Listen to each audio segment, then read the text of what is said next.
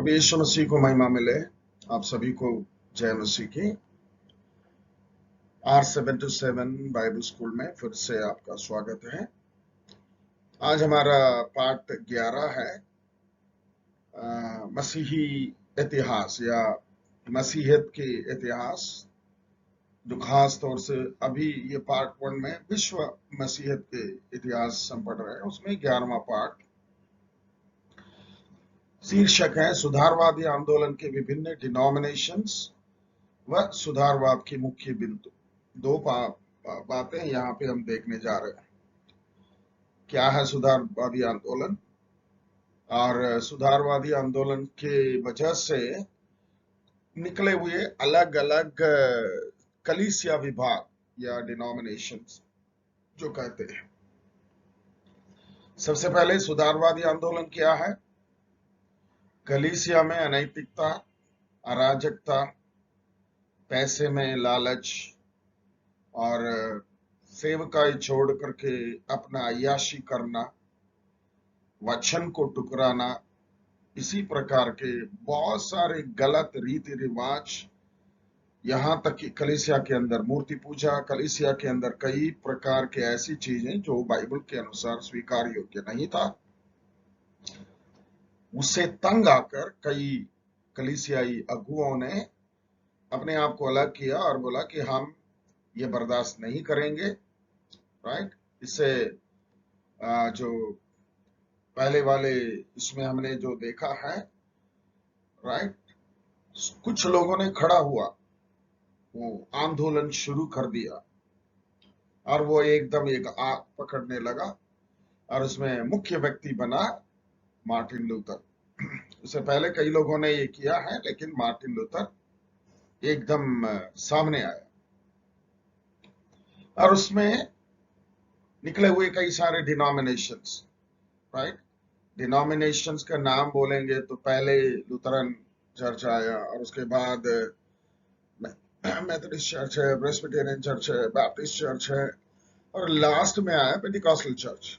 इसी प्रकार कई सारी कलीसियाओं ने राइट अपना रूप धारण किया। देखिए यहाँ पे कुछ चीज जो है शायद आपने नहीं सुना है जो उस विषय में, जैसा एनाबैप्टिस्ट बोलेंगे तो एक कलीसिया नहीं है, कई सारे कलीसिया है, यानी कि कई सारे डिनोमिनेशन उसके अंदर आते हैं।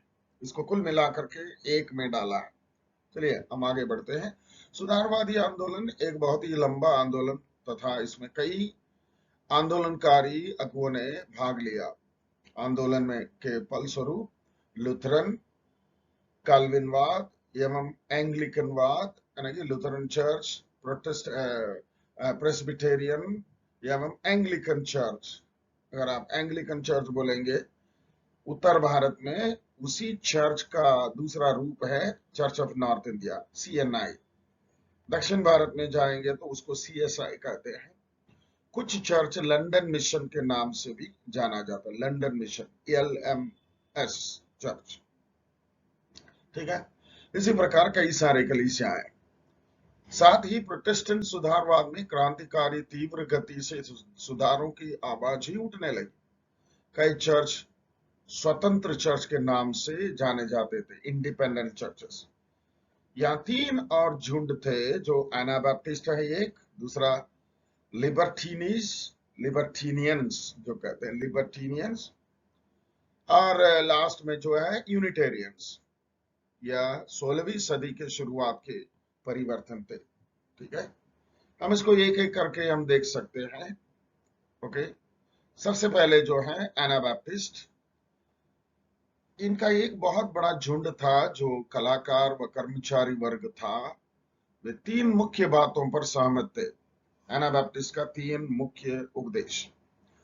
उन्होंने बच्चों को बपतिस्मा को अस्वीकार कर दिया और पुनः डूब का बपतिस्मा देना शुरू किया। पुनः डूब का बपतिस्मा मतलब कैथोलिक कलीसिया जैसे कई सारे जो कलीसियाएं जो हैं, बचपन से 8वां दिन में 10वां दिन में बच्चों के ऊपर छिड़काव करते थे और उसको बपतिस्मा मानते थे। 18 साल होने के बाद उसका दृढ़ीकरण करते थे।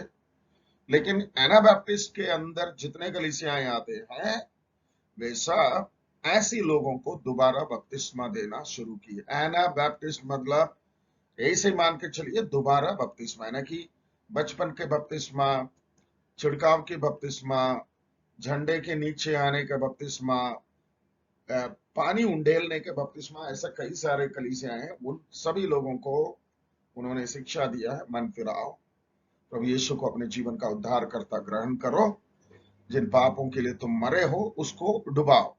राइट, रोमियो की पत्री 6वें अध्याय के अनुसार हम लोग भी, हम जो जितने सुन रहे हैं, हम भी एना बैप्टिस्ट है, ये याद रखना। हम भी किसी बचपन में बपतिस्मा हो गया बोलने से हम नहीं मानते, क्योंकि वचन में ऐसा है नहीं। ओके, दूसरा, उन्होंने राज्य व राष्ट्रीय चर्च जैसे विचारों को अस्वीकार कर दिया, यानी कि सरकार से चलित कलीसियाएं उनको स्वीकार नहीं था। सरकार से कलीसियाएं चलता है मतलब आजकल रूस जैसे देश में, या कुछ टाइम पहले चाइना जैसे देश में सरकार के नेतृत्व में कलीसिया चल रही थी। प्रॉब्लम क्या है, सरकार को हर महीना रिपोर्ट देना है, आज कौन नया आया है, कौन बपतिस्मा लिया है। बपतिस्मा लेने वाले विश्वासियों के बच्चे हैं तो उनको कोई एतराज नहीं। अगर कोई दूसरे धर्म से ग्रहण करके आया है, फिर उसके पीछे जांच पड़ताल पूछताछ होता है, बड़ा दिक्कत होती है। ये एक साइड। दूसरा, सरकार बोलेगा कैसा आराधना चलाना है, कौन सा गाना गवाना है और कौन सा वचन से प्रचार करना है। सरकार आपके सिर पर बैठेगा। उन्होंने सिरे से खारिज कर दिया है। सरकार का काम करे, हम प्रीस्ट जो प्रभु के सेवक है, हम अपना काम करेंगे। उनका विश्वास था कि चर्च के सदस्य नामधारी ना होकर केवल सच्चे विश्वासी व विश्वासी चर्च पर जोर दिए। ये सब हम ही लोग भी करते हैं, ठीक है। ये सुधारवादी आंदोलन के बाद सबसे बड़ा जो ग्रुप है एना बैप्टिस्ट। इसके अंदर बैप्टिस्ट चर्च आता है, पेंटिकॉस्टल चर्च आता है, प्रेस्बिटेरियन चर्च आते हैं, या फिर कई सारे ऐसे डिनोमिनेशन जो आते हैं। ऐसा दृढ़ विश्वास परमेश्वर के वचन पर रखने वाले होते हैं।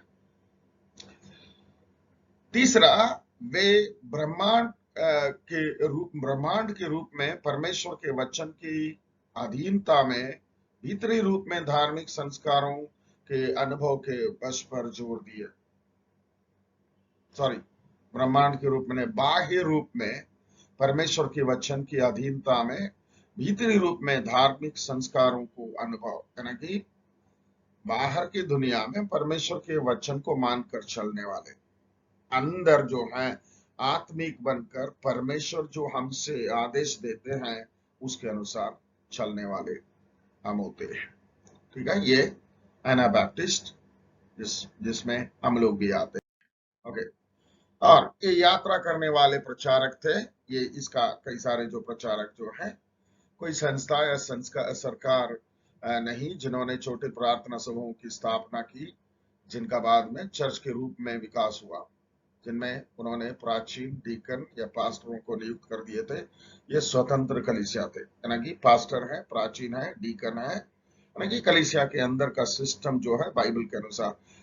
पहला तीमुथियुस की पुस्तक 3 अध्याय में और तीतुस के पहले अध्याय में जो पौलुस के द्वारा पवित्र आत्मा ने जो मार्गदर्शन दिया है या दिशा निर्देश दिया है, उसके अनुसार चलने वाले। और यहाँ पे कुछ चीजें आप देखें, एडी 15 से 1536 में मेनोसाइमन नामक एक व्यक्ति ने मेनोनाइट चर्च की स्थापना की। ये एनाबैप्टिस्ट से आए थे। लेकिन अगर आप जानते हैं, आजकल मेनोनाइट वाले एनाबैप्टिस्ट के साथ नहीं, वो डुबकी बपतिस्मा नहीं देते हैं, राइट, कई जगह में। प्लीज ये याद रखिए, कुछ लोग बाद में चेंज हो गए। ओके, 17वीं सदी बैप्टिस्ट चर्च इंग्लैंड में उठा। वे एनाबैप्टिस्ट से भी ज्यादा क्रांतिकारी व बच्चों की बपतिस्मा से अस्वीकार कर कैल्विन की विचारधारा को मानने वाले थे 17वीं शताब्दी में। और ये कौन सा विचार था? ये कैल्विन, जॉन कैल्विन नामक एक शिक्षक थे, थियोलॉजियन थे, जिन्होंने ये बोला है कि क्या बोलते हैं, प्रीडेस्टिनेशन, पूर्व नियोजन, यानी कि जिनको बचाना है, जिनको स्वर्ग ले जाना है, जिनको नरक भेजना है, परमेश्वर पहले से निर्णय कर लिया है, राइट। सो हम उस पर विश्वास नहीं करते हैं, क्योंकि यूहन्ना 3:16 में लिखा है, परमेश्वर ने इस जहां से यूं मोहब्बत की कि उसने अपना इकलौता पुत्र बख्शा, ताकि जो कोई उस पर ईमान लाए वो हलाक ना हो मगर हमेशा की जिंदगी पाए। कोई भी जो विश्वास करे, कोई भी जो ईमान लाए, उसमें परमेश्वर का पूर्व नियोजन ये है, कोई भी जो विश्वास करेगा वो उद्धार पाएगा। ठीक है, इसलिए हम सिर्फ ये बात नहीं मानते हैं, बस एनाबैप्टिस्ट चीज हम लोग मानते हैं। 1791 में अमेरिका में कैल्विनिस्ट प्रेस्बिटेरियन से बैप्टिस्ट अलग हुए। उन्होंने अपने आप को स्वतंत्र बैप्टिस्ट चर्च घोषित किया। ठीक है, यानी कि कई साल के बाद, पहले प्रेस्बिटेरियन और बैप्टिस्ट एक साथ थे, अभी प्रेस्बिटेरियन और बैप्टिस्ट अलग है। 7वीं सदी फ्रांसिस बेमफील्ड ने सेवेंथ डे बैप्टिस्ट चर्च की स्थापना की, क्योंकि वे 7वें दिन शनिवार को मानते थे। 7 डे एडवेंटिस्ट, सब सुनते हैं SDA, 7th डे एडवेंटिस्ट, मतलब शनिवार का दिन बच्चों को स्कूल नहीं भेजेंगे, पब्लिक एग्जाम है, कोई भी है, नहीं करते हैं। सो सिर्फ पुराना नियम से ये ही ले लेते हैं कि पवित्र दिन है 7वां दिन, उसमें काम नहीं करना, परमेश्वर को आराधना करना बोलने वाले। ओके, बैप्टिस्ट संपूर्ण यूरोप व अमेरिका में फैल गए थे तथा AD 1868 में अमेरिका में शक्तिशाली विचारधारा के रूप में स्थापित हुए। इस तरह प्रोटेस्टेंट बाद में कई झुंड व चर्च पैदा होते गए। लिबर्टीन्स AD 1529 में नीदरलैंड में, यूनिटेरियंस लियो यानी कि 1525 से 1562 इटली आदि में फैला। लिबर्टीनियंस और यूनिटेरियंस, यूनिटेरियंस बोलेंगे तो ये है पिता पुत्र पवित्र आत्मा पर विश्वास करने वाले। लिबर्टीनियंस जो हैं सिर्फ यीशु मसीह पर विश्वास करने वाले माने जाते हैं, राइट। और उसके बाद कैथोलिक सुधारवाद, इसको इंग्लिश में बोलते हैं रेनेसेंस, रेनेसेंस लिखते हैं, बोलते हैं रेनेसेंस। ये रेनेसेंस का ये मतलब कैथोलिक सुधारवाद, मतलब कैथोलिक चर्च के अंदर ही कैथोलिक फादर और लीडर लोगों ने बोला कि हम इससे बाहर तो नहीं जाएंगे, यानी कि मरियम का आराधना छोड़ेंगे नहीं है, मरे हुओं का प्रार्थना छोड़ेंगे नहीं है, पाप क्षमा खरीदने का छोड़ेंगे नहीं है, और परगेटरी वाला सिस्टम छोड़ेंगे नहीं है। बस ऐसा है ना कि कैथोलिक चर्च में जितने भी चीजें हैं सब कुछ हम ग्रहण करेंगे, लेकिन अंदर के अराजकता, अन्याय, लालच, लोभ, ये सारी चीजों को छोड़ देंगे। इसको बोलते हैं कैथोलिक सुधारवाद या रेनेसेंस कहते हैं। प्रोटेस्टेंट सुधारवादी आंदोलन के फलस्वरूप रोमन कैथोलिक चर्च ने भी सुधार के कदम उठाने शुरू किए। हॉलैंड से आवाज आने लगी पुनः बाइबल की ओर फिरो और प्रेरितों की शिक्षाओं की ओर। उन्होंने नए आदेश निकाले, पुराने तरीके में सुधार व बदलाव लाने शुरू किए। AD 1528 में माठिया की डी वास्का द्वारा सभी पोप सुधारवाद या प्रोटेस्टेंट चर्च के बारे में जानते थे। सो ये सब नाम के लिए ही हुआ, क्योंकि अभी भी आप देखते हैं वही उनका पुराना रीति रिवाज चल रहा है।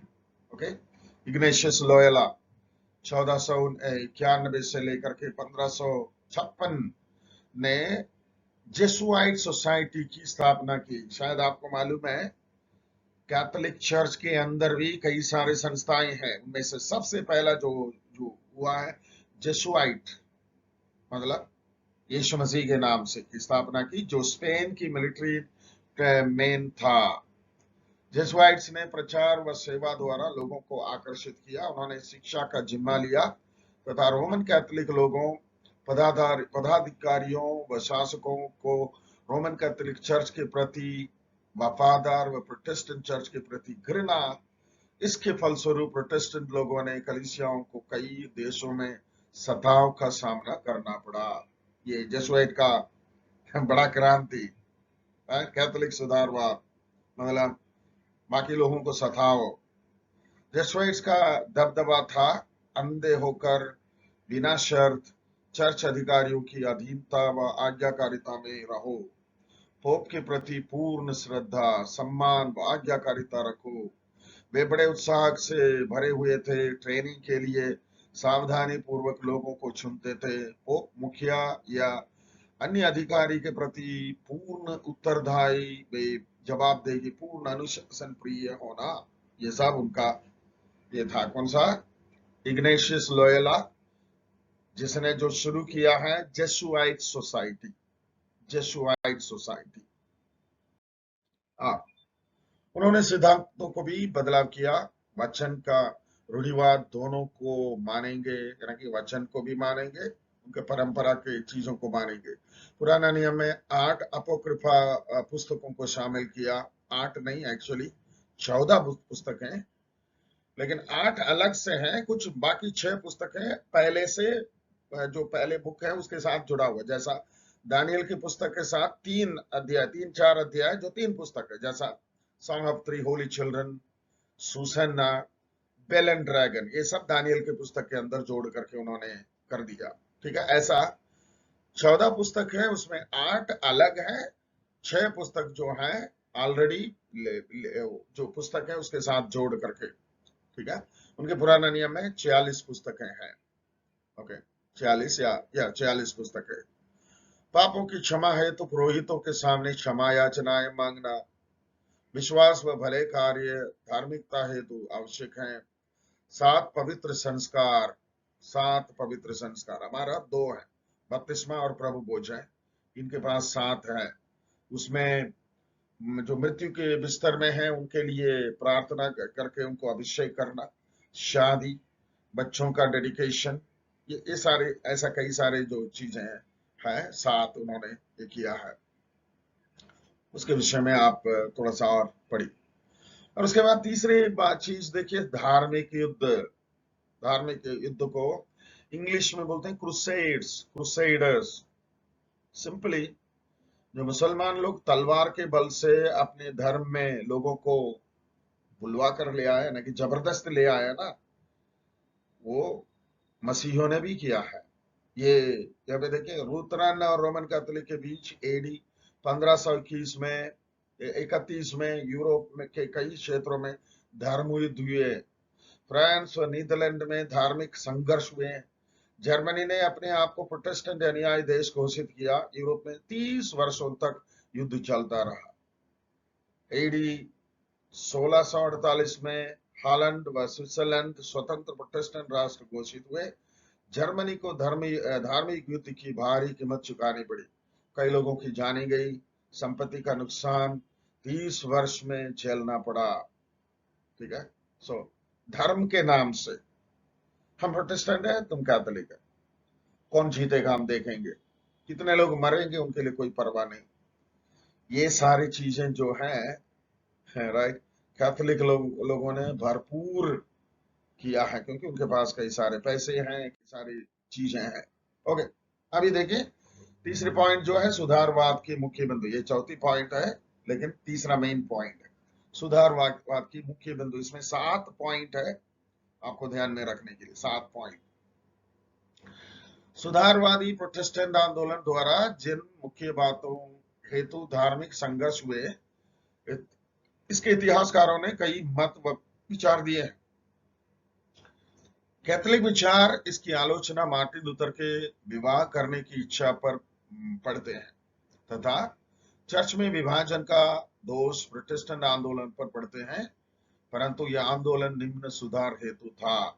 नंबर 1, यह एक जागरण व सुधारवाद का युग था। चर्च में व्याप्त बुराइयों और भ्रष्टाचार के विरुद्ध राजनीतिक, सामाजिक और धार्मिक चेतना थी। नंबर 1 पॉइंट, सुधारवाद की मुख्य बिंदु। शादीवादी की बात नहीं है, ठीक है, कौन सा? कलीसिया के अंदर व्याप्त बुराई, भ्रष्टाचार और उसके विरुद्ध राजनीतिक, सामाजिक या धार्मिक चेतना। नंबर 1। नंबर 2, लूथर के इवेंजेलिकल धर्म विज्ञान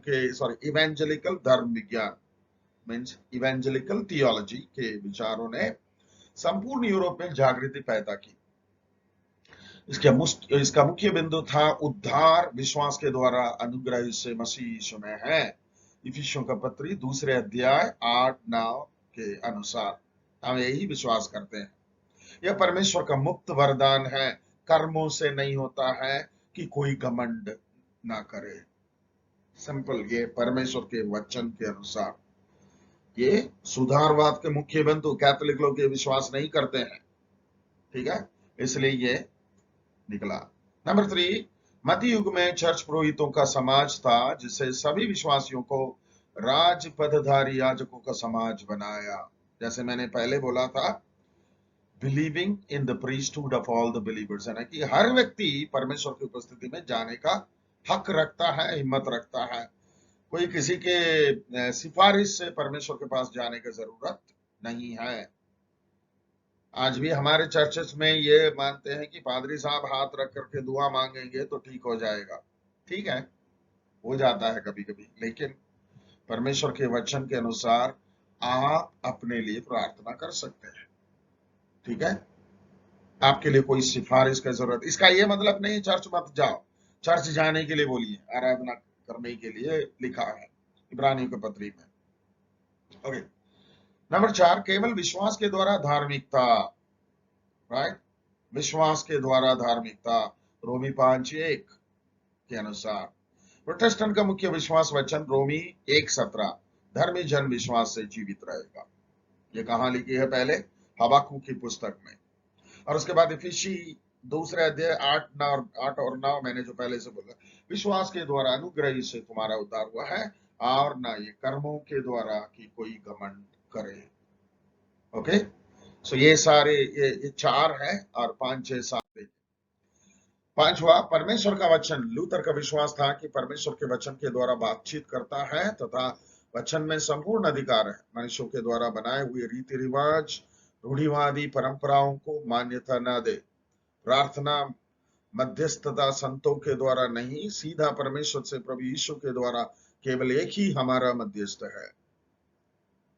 पहला तिमोथी 4 का 5वीं आयत में परमेश्वर एक है, परमेश्वर के और मनुष्य के बीच में बिचवई या मध्यस्थ एक है जो मनुष्य बनकर आया, प्रभु यीशु मसीह।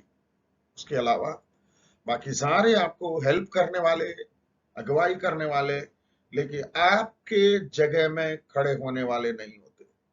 आपको सीधा परमेश्वर की उपस्थिति में खड़े होना है। 6वीं पॉइंट, मसीह ही सब कुछ है, या बोलते हैं जर्मन भाषा में एक थियोलॉजियन ने बोला, क्रिश्चियनिटी इज क्राइस्ट। मसीहत मसीह है। मसीह को छोड़ करके रीति रिवाज पूरा करना, वचन पढ़ना, दुआ करना, प्रार्थना करना, विश्वास करना, ये सब मसीह के बाद आता है। मसीह अंदर आने के बाद होना चाहिए। ठीक है, मसीह ही सब कुछ है। वही एकमात्र हमारा मध्यस्थ व उद्धार करता है। कोई दूसरा नाम नहीं, केवल यीशु मसीह ही उपासना के योग्य है। प्रेरितों के काम 4 का 12, फिलिपियों का पत्र 2 अध्याय 5 से 11 तक अगर आप पढ़ेंगे, यीशु ही एकमात्र नाम है जिनके सामने सारे घुटने टेकेंगे। प्रेरितों के काम 4:12 में, आसमान के नीचे जमीन में मनुष्यों के मध्य में और कोई नाम नहीं दिया गया जिसके द्वारा हम उद्धार पाए। 7वां बिंदु है चर्च, जिसका संबंध परमेश्वर व मनुष्य से है। चर्च संतों की संगति है व पवित्र आत्मा की उपस्थिति है, कोई बिल्डिंग नहीं है। चर्च संतों की संगति है, पवित्र आत्मा की उपस्थिति वहां पे होती है, और जिसका संबंध परमेश्वर व मनुष्य से है। ओके, और लास्ट जो 5वां पॉइंट है, 18वीं सदी से वर्तमान समय तक, इसको मैं पूरा पढ़ लेता हूं। इसके साथ यहाँ ये सब्जेक्ट है ना कि विश्व कलीसिया का इतिहास यहीं पे समाप्त होती है। आगे हम लोग जो पढ़ेंगे भारतीय कलीसिया का इतिहास, वो अगले सेक्शन में आ जाएगी। यहीं पे देखिए, 18वीं सदी में चर्च पूर्वी देश में रूस, चीन, जापान, रोमानिया व अन्य देशों में बढ़ा। 18वीं सदी में 19वीं सदी में ऑर्थोडॉक्स चर्च में सुधार आया। ऑर्थोडॉक्स यानी कि कैथोलिक जैसा, कैथोलिक से भी रूढ़िवादी एक कलीसिया है। एडी 1837 में यूनान में स्वतंत्र चर्च स्थापित हुए।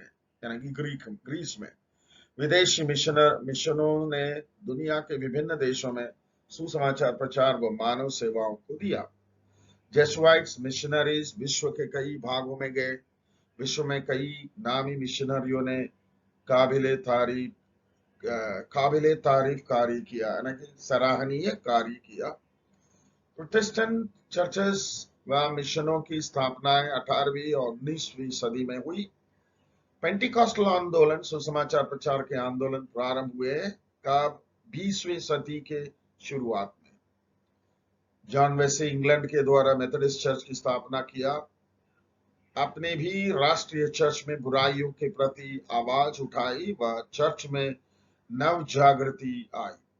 अमेरिका में प्रोटेस्टेंट मसीहत ने एडी 1562 में जड़े जमा ली, यानी कि जड़ पकड़ ली। भारत में विलियम कैरी के द्वारा नेतृत्व में प्रोटेस्टेंट मिशनों ने अपने पांव मजबूत किए।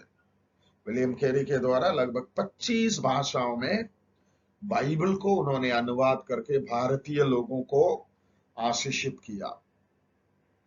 आजकल अगर हमारे पास बाइबल है तो विलियम कैरी का मेहनत। ना सिर्फ विलियम कैरी बाइबल को अनुवाद किया, रामायण को इंग्लिश में उन्होंने अनुवाद किया। कई सारी भाषाओं में शब्द खंड उन्होंने बनाया, सॉरी क्या बोलना चाहिए, शब्दकोश उन्होंने बनाया, डिक्शनरीज जो बनाया। और उसके अलावा संस्कृत और मराठी जैसी भाषा में, मराठी, संस्कृत, बंगाली भाषा में वो प्रोफेसर कई सारे कॉलेजेस में लेक्चर किया। ठीक है, ये तो अभी तक की तो वर्ल्ड वाइड। अब जब हम भारतीय कलीसिया के इतिहास में आ जाएंगे, इससे हमारे से जुड़े हुए कई सारे चीजें हम लोग सीखेंगे। ठीक है, तो बहुत अच्छा लगा आप लोगों को के साथ वार्तालाप करते हुए, पढ़ाते हुए। मेरा आखिरी यहाँ पे ये संदेश आपको मैं ये देना चाहूंगा, पढ़िए, परमेश्वर के वचन को पढ़ो और जितने भी सोर्स से आपको जानकारियां मिलती हैं पढ़ते रहो, प्रार्थना करो, कलीसियाओं को स्थापना करो, सुसमाचार को सुनाओ, परमेश्वर आपके साथ रहेगा। Thank you so much. God bless you and keep you safe.